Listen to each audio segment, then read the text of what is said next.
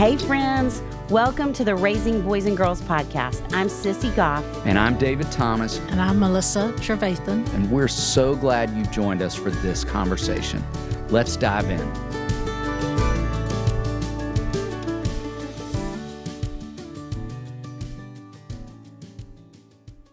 Hey David Thomas. Hey Sissy Goff. Okay, I want to know, what was the best inroad to connection with you for your parents when you were stage 3? For sure movies. Really? Yes, for sure movies. Like, my dad is in his late 70s and we still love to go see movies together. So it started early on. I can still remember standing in line in the late 70s to go see the first Star Wars movie with my dad. And that just continued all throughout, that we loved seeing movies together. What about you? What was your best inroad to connection? I would say I remember my mom being really strategic in these years, and that she was never even in her bed. When I would come home from doing things with my friends, she was always up in the kitchen.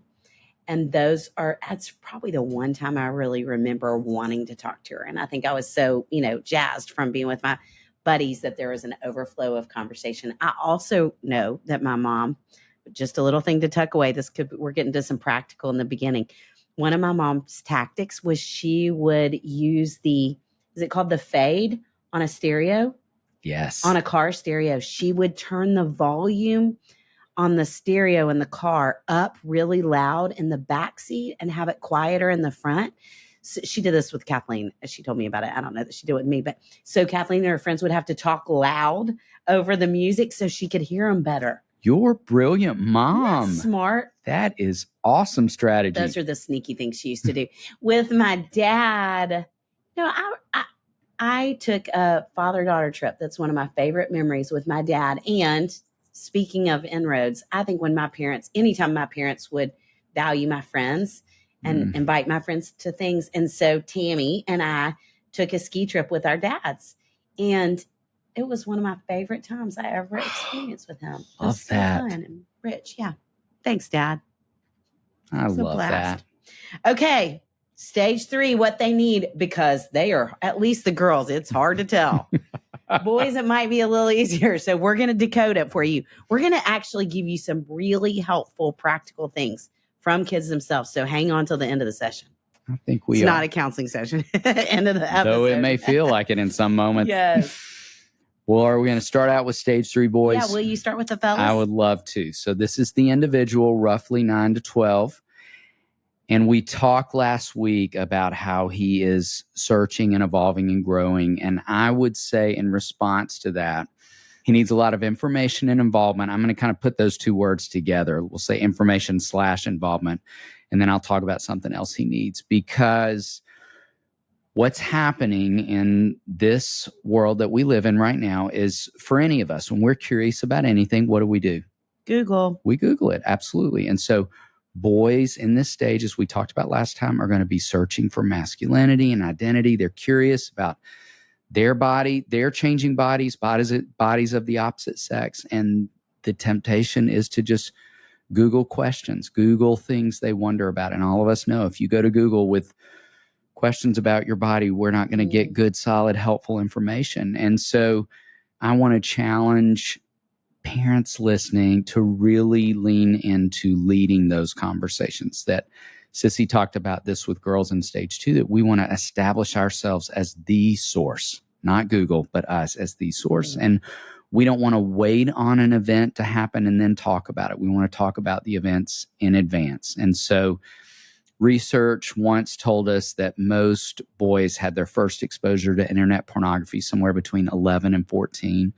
The newest data would tell us 8 to 12. So it's happening earlier and earlier that boys are having exposure to internet pornography, often because, again, that natural curiosity. I've had countless parents tell me over the years that they've tracked back through the search history when they discovered their son had seen some really scary things, and that it started with something really innocent, just a search word that was about the curiosity. He wasn't setting out, or the pop-ups, the way these folks have created content to embed it, the pop-ups in content where kids would naturally be looking or searching for things anyway. So it can be innocent that they find themselves in the throes of this. And so I want to really challenge parents in staying a step ahead to be giving a lot of good information. So there's a great book called Good Pictures, Bad Pictures, which we'll put a link to that. And there's a junior version. There is, which great resource to have good conversation around the good stuff and the bad stuff that's out there on the internet. Also, throughout Wild Things, I put a lot of my favorite resources in that book of books to read with boys, even at different ages along the way, so that for any parents listening, and I think this is a lot of parents where you didn't grow up with adults who had a lot of conversation with you around these important topics, we understandably feel ill-informed, ill-equipped, incompetent in how to take our kids on this journey. So great resources out there that help you know how to talk about what topics at what ages. We've talked so much about how much we love Mary Flo and Megan, Birds and Bees, and folks who've done the research for us. And they're going to guide us in the right questions to ask and the right times to have what conversations about what topics. But I really want to challenge parents listening to step into those conversations, even if it feels really overwhelming. And I would say, in addition to that, as we continue conversation around technology, I laugh a lot with parents of boys and will say in this stage in particular, I want you to function like the Department of Homeland Security. Like, I really want you to be aware of all things at all times and to be upfront about that. Like, I don't want us sneaking around behind kids, but when they get their first tablet, to say, hey, I'm going to look at the history because I want to help you know to use this responsibly. And if I were to find you had erased the history, the device is going to come back to me temporarily and you'll have to earn that again. And so can we stop and say, because if we're sneaking around and they don't know, they're going to make a much bigger issue over the fact that we violated their privacy than what they did in the first place. I've heard that so much. Yes. And so we want to be honest up front. I'm going to check your text history in the beginning, and thinking about it no different than when kids get a driver's permit first and a license second. Like, we're in the car all the time with them in the beginning when they're learning, giving input and guidance. So kind of treating it in that same way as we think about a lot of good involvement. And I would say, if I were going to give a second thing, I think that boys in this space need outlets. And I want to give you 4 quick outlets that I think they need. I think they need outlets to test their strength. And I love the context of sports for boys, but it doesn't have to be an organized sport, just some opportunity where he feels strong and he's testing his body. And obviously moving his body and being active is so important. But I want him to have outlets to test his strength. I want him to have outlets to test his mind. School is going to do that during the academic year in a great way, obviously. But even in the summers, I want him reading, and I want him doing art, and I want him learning a new instrument or a new language, and opportunities to expand and nurture his growing mind. That is of such importance, particularly in this era of technology when a lot of boys just kind of want to zone out with a video game.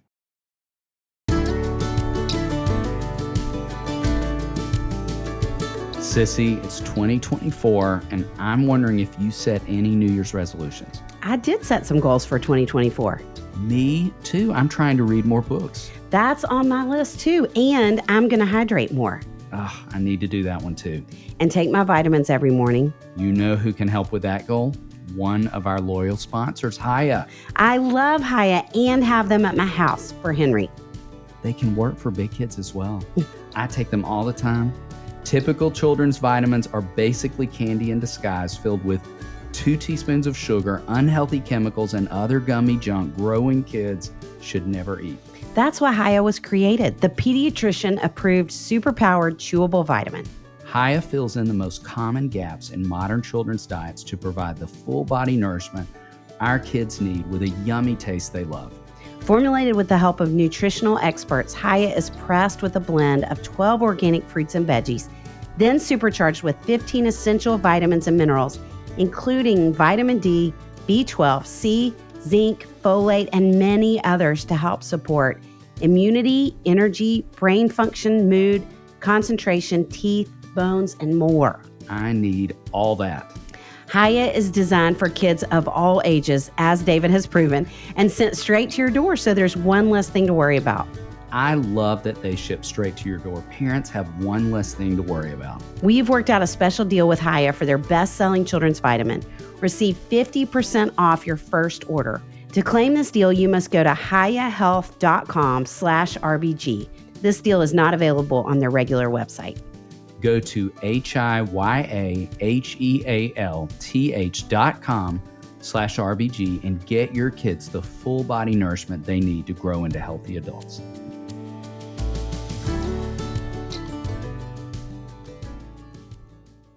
And then I want him to have an outlet to feel risk and adventure. I think that is hardwired into who they are, who we are as males. And, I did a video on Instagram recently that a lot of people have commented to me about, where I feel like boys less than ever are moving toward a healthy sense of risk. And so glad you're talking about that. Yeah, it's really concerning for me. I've never seen as many young boys who are dropping out of extracurricular experiences or sports because it's gotten hard, or they don't want to take the risk of making trying to be on the team or trying out for the team. And then boys a little farther down the road who don't want to take the risk of asking a girl to a dance, which is just a really important skill to develop and practice, or boys who don't want to get their first part-time job, boys who don't want to apply to college, and it's on and on and on. And I'm so concerned about the movement away, because I do think that risk is so hardwired into who we are, and we live into being our best selves when we tap into that sense of healthy risk, and we feel brave and strong and capable and competent. And when boys are moving away from that, and again, I think so often numbing out with technology, all the scary stuff we've talked about is happening, but they're not tapping into this really healthy part of who they are and how they're hardwired. So I want you to think about that as families. Like, how could we maybe do indoor rock climbing, or go on a whitewater rafting trip, or go camping together as a family? I want you to be thinking creatively about all the different ways that we could usher boys toward a healthy sense of risk. I love how many families I feel like take trips out west and do really hard hikes at different points along the way. And so just thinking creatively about the different ways that we can move boys in that direction. Because if we don't enough, I think the other thing that can happen is when they get to stage 4, this mid-adolescent stretch we're going to talk about next, they will often find their way to risk, but it won't be healthy. It'll be experimenting with substances. It'll be experimenting sexually with girls. It's, for a lot of boys, shoplifting, like all these different ways that they try something risky, but it's not healthy risk. So to review those first 3 real quick: an outlet to test his mind, an outlet to test his strength, an outlet to feel risk and adventure, and then last, and maybe most importantly, an outlet to feel purpose. And I think that's the other thing that's often missing when boys aren't moving into risk in different ways or moving into opportunities. And so he's not only missing that healthy sense of risk and adventure, but he's not experiencing purpose either. And so I want boys in this 9 to 12 space to go back and help coach a younger sibling's soccer team, or to tutor a younger kid in a subject they're really strong in. Or if they've aged out of Vacation Bible School, they can go back and be a junior recreation leader, or thinking about all the different ways that they can feel a sense of purpose. I am currently working with a boy in stage 3 who started a pet sitting business. He walks pets and takes care of pets. Started in his cul-de-sac, spread out to his neighborhood. He's so good at it. It's moved out in the city. I think he may be outpacing me financially right now. Like, he has got a really lucrative pet sitting business. And I love not only that he's learning to steward and save money well, but the purpose he feels. He gets all this great affirmation from all these other adults. And he's decided he thinks he wants to be a vet. And so just all the different ways I think it's spilled out. And so moving boys toward purpose all throughout development. Okay, talk about girls. Oh, that's so good. That's so good. Boys of all ages. I just, like I'm soaking it up. Okay, stage 3 girls, the narcissistic years. We're back to them.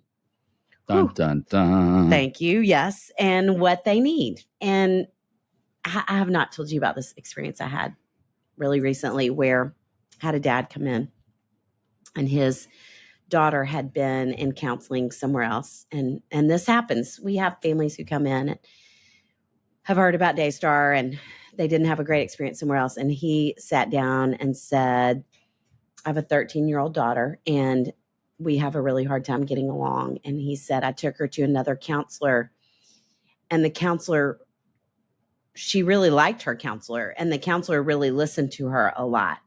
And I don't think she made any progress. And I would like for her to come in and see you, because she needs someone to tell her that she's wrong. Like, well, so long story short, I sent him somewhere else. But I think the sad part of that to me is hopefully we can do both things as therapists, that we can sit and really make kids feel understood and heard, and like their voices matter, and what they have to say matters, and help them see another perspective. Yes. Not usher them towards their wrong, which is really from a very black and white standpoint what he wanted.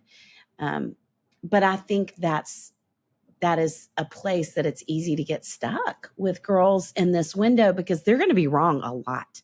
They're going to have wacky opinions about everything imaginable. And I think, as we're talking about girls leading the statistics on anxiety, girls being so perfectionist, girls being meaner than ever before, we know not only are girls leading the statistics on anxiety, but depression too. And I do not believe it has ever been harder than it is today to be a teenage girl, probably a teenager in general. Agreed. But can y'all imagine, those of you that are listening that are over the age of 14, what it would be like to be 14 today? Just so hard, even if we're just talking about technology. And so really the first thing I feel like they need, the most important thing I think they need, is understanding. That we understand what things are like culturally for them, going on around them, the pressure academically that is just exploded, the pressure to succeed in every extracurricular and endeavor, to not just succeed, but way past succeed, the pressure to look beautiful while you're doing all the things and have the exact right post with all the right amount of likes. And there's just so much. And then we couple all that with girls being so mean and feeling less connected in real relationships than I think ever before. And so I really want us to camp out for good long stretches and tell me what it's like to grow up today. When I was growing up, it was a lot simpler. And there were girls that were mean, but I don't think it was near what it is today. What's it like for you? And if she won't answer that, again, you could say, tell me what it's like for your friends. It's great. What are you seeing around you? What do you wish grown-ups knew about what it's like to grow up today? What do you wish grown-ups would do to help?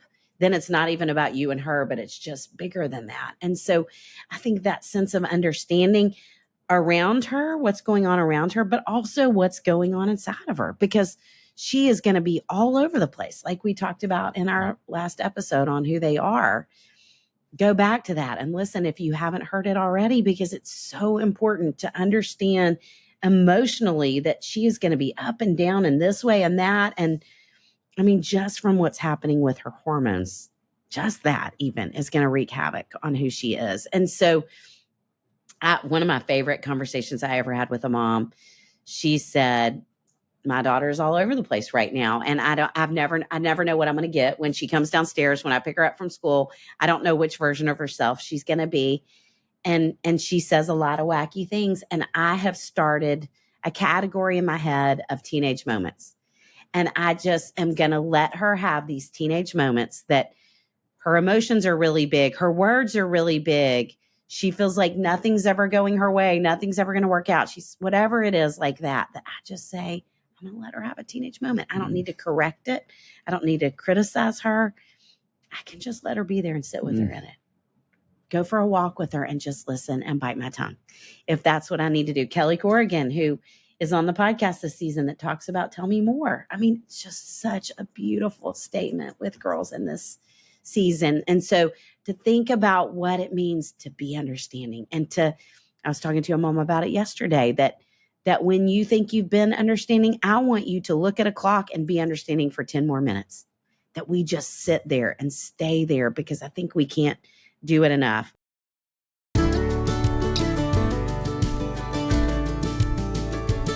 Sissy, I have loved hearing you tell stories about your weekends at the lake with your sister, Erin, and the boys. We have made some amazing memories together as a family at that place.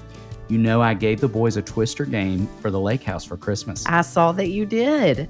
I want photos of all of you playing Twister. Those will make some hysterical photos. I'm worried at my age that playing one game of Twister could result in 3 months of physical therapy. I'm a little worried about the same. Well, be careful when you use my gift. When I think about you all making memories at that amazing place, I also think about how much your mom loved going to the lake and how special that place was for her. She loved it there. Just the thought of 3 generations of your family making memories together at that place is something wonderful to think about. I hope Whit and Henry bring their children there someday and it becomes 4 generations. Legacy is something one of our sponsors thinks a lot about. I'm talking about will and trust. The things we build our future around are the things worth protecting. Making an estate plan now means gaining security of your assets and peace of mind for you and your loved ones. With Trust and Will, you can create and manage a custom estate plan starting at just $159. The website is so simple to use. The process is straightforward and user-friendly. Each will or trust is state-specific and customized to your needs.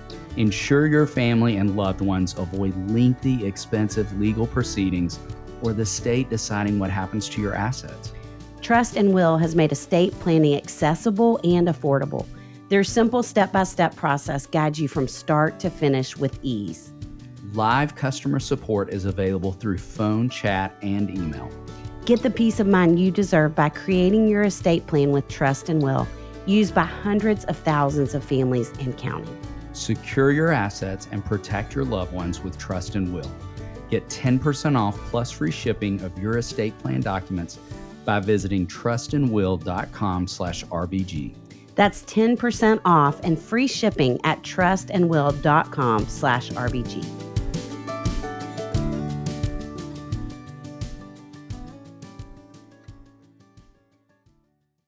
Number 2, in the midst of understanding, she's going to push on you a lot. Like we talked about, she's going to be ambivalent with you. And so if we let her get away with being the worst version of herself, that's who she'll believe that she is.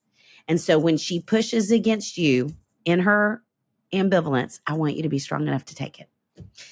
And I think what this looks like, I did forever ago. I went and spoke to moms of 7th graders. And, I just felt so sorry for them that they were moms of 7th graders. That I took a group of senior girls to give them some hope. And so for the question and answer time at the end. And so I think I had 5 seniors there with me. And there was a mom in the room who said, I want to hear something that your mom did when you were in 7th grade that you loved, something that made a difference to you. And this one girl spoke up. I can still picture her. And she said, when I was in 7th grade, my mom and I would fight a lot. And she said, whenever we would fight, I would say, why do you always have to be the mom? Why can't you just be my friend? She said, every time I said that, my mom's response was the same. And she would say, there will be a day that you and I will be friends, but it is not today. It's great. And I could actually care less how you feel about me right now. And I don't believe that was completely true, but I believe that mom was stepping into strength that was beyond her. I think it was God's strength in that moment so that she could say to her daughter, without saying these exact words, I'm not going to let you get away with being the worst version of yourself because that's not who you are. And so I'm strong enough to take this. And I'm going to remind you, I'm here to be your mom. I'm not here to be your best friend in this moment. And I think, what a beautiful picture of what I think makes adolescents feel really secure. I think that takes them back to that place of, I'm not the most powerful person in the room. And so that boundary makes them feel more secure. So understanding coupled with strength. And I think that's the combo that is the killer combination with the adolescents in our lives. Okay, can I read something? Please. So if we were going to have a practical takeaway, we said this in the beginning, we've got the voices of kids. So we asked 7th through 12th graders if you could say anything to your parents and get away with it, what would you want to say? And we'll just go ahead and tell you that we have not soft coded their answers at all. And we want to tell you what they said. We might even, maybe we could put these in the show notes or something so that you can have access to them. But I'm going to read them out loud. 7th and 8th graders said, don't ask so many questions and then get upset if I don't want to answer them. Don't expect us to remember everything from every day. Get off your phone and don't text while driving. One girl said, I would tell them how mean people are at school. And then another one said, and how hard it is to run a mile. And I think school should stop that. I wish they understood that when we like someone, it's legit and not cute or funny. I wish they'd realize that we make life look a lot easier than it is. We put on a happy face a lot, and it might be because we're not wanting to hurt them. I get in trouble for interrupting you, but it's fine for you to interrupt me. Don't treat me like I'm 5. We're all hormonal all the time till I've heard sophomore year, and then we're good. Fine means okay or normal, not that there's a problem. I just don't want to talk about it. Don't tell us it's just a phase. It's our life. 9th and 10th graders, please stop saying you understand because times have changed. We can listen, but don't say I understand. Practice what you preach. Listen. Don't criticize before you hear the whole story. Don't think badly of my friends if I tell you something. Don't assume. Don't forget that high school is hard. Don't talk bad about the other parent to me. Talk about the good things. Juniors and seniors, when you're stressed, lectures about not stressing don't help. Be open to letting me prove I'm trustworthy. Nagging never works. Just because we want to be alone doesn't mean something is wrong. Wow. If we want to tell you something, we'll tell you. Not every guy or girl we hang out with is our boyfriend or girlfriend. If we're angry and not treating you well, it doesn't mean we're mad at you. I need space doesn't mean let's now have a conversation about why I need space. That might be my favorite. When in doubt, comfort. Don't try to fix the problem. Just tell me that you're there for me. Such good reminders. Such incredible reminders. There's a lot of takeaways right there. Yes, there are. Okay, pretty soon I get to be in the good news stage and you're going to be. And I bring the dun, dun, dun. Oh, y'all, thanks for listening. We're so glad to be on this journey with you. Yes, we are so honored. Listening to David and Sissy talk about stage 3, I am just reminded of watching the boys outside running around, being active, and at camp or even in the office, I might see the girls more inside, still moving, but usually moving in groups. I think about how Sissy and David reminded us that the voices of their peers get louder and the voices of parents are quieter. So when I started Daystar almost 40 years ago, I thought about the impact that kids have on each other.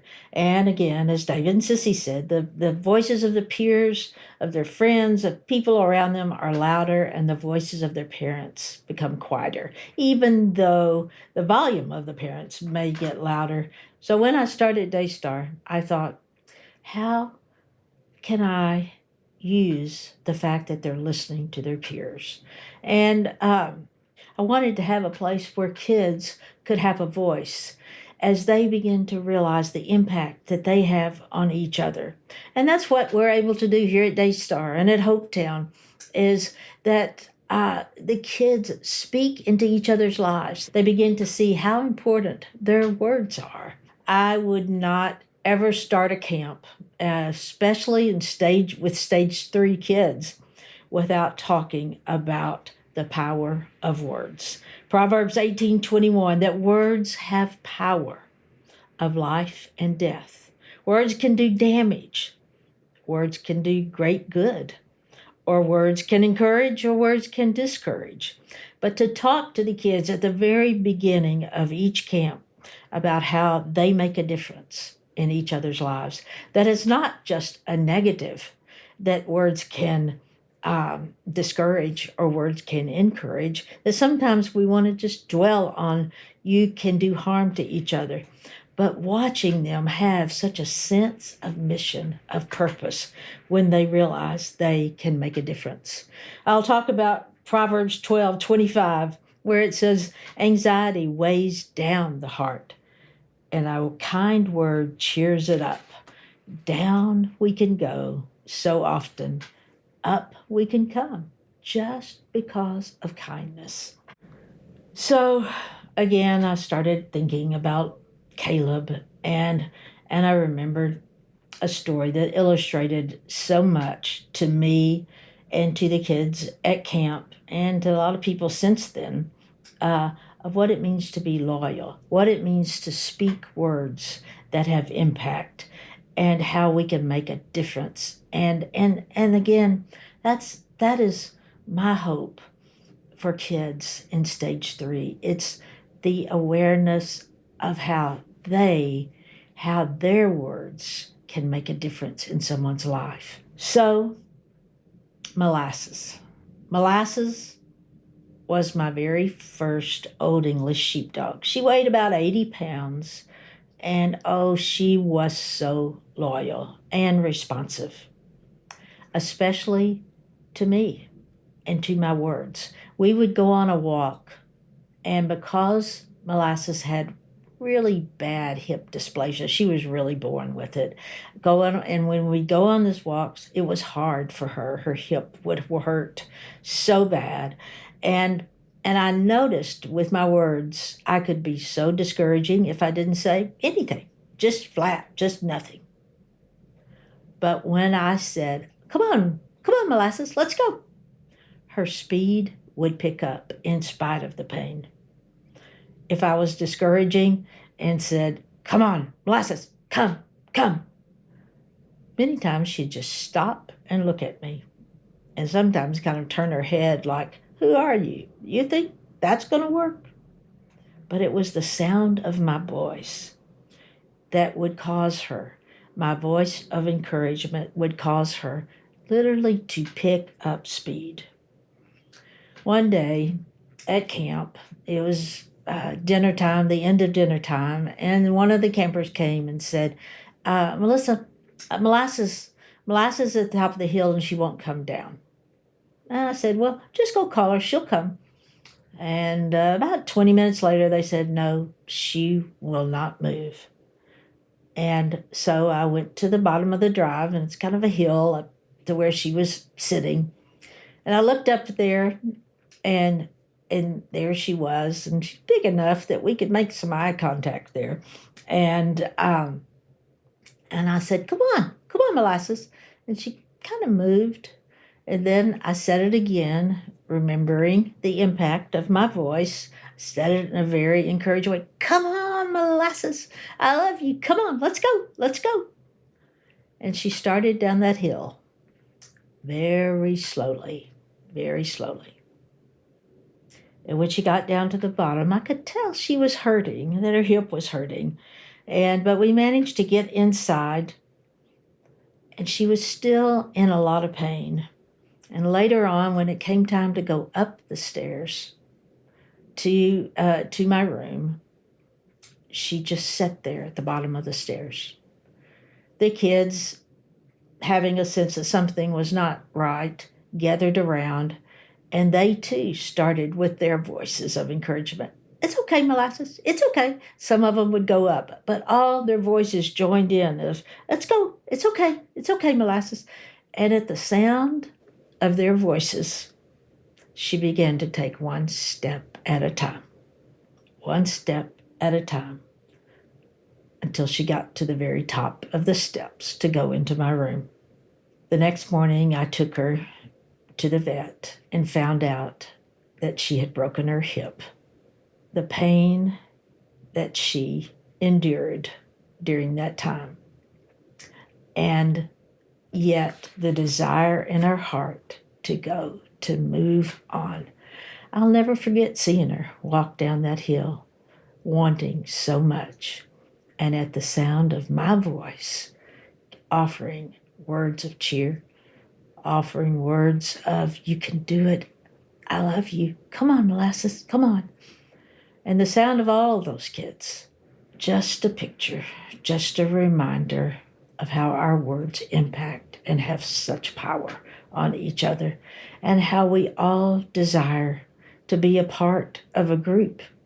And whether it's girls in a group who can very naturally be discouraging to each other, just out of self-protection or fear of rejection, or whether it's a group of guys who are competing and running around outside, we can still remember that we can make a difference. I guess in closing, I want to say, let's think about Caleb and how his words of encouragement had such power. And even though it may not have changed all of those who were saying, we're nothing but grasshoppers, he did encourage and say, look up, look up. Many of you have anxiety. And as we said, anxiety can weigh down your heart. But a kind word, an encouraging word, cheers it up. Oh, let's cheer each other up.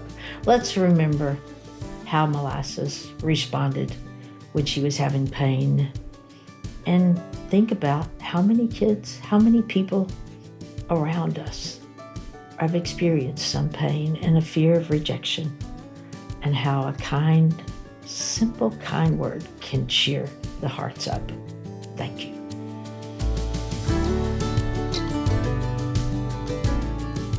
Did you love today's episode? If so, would you mind sharing it with a friend?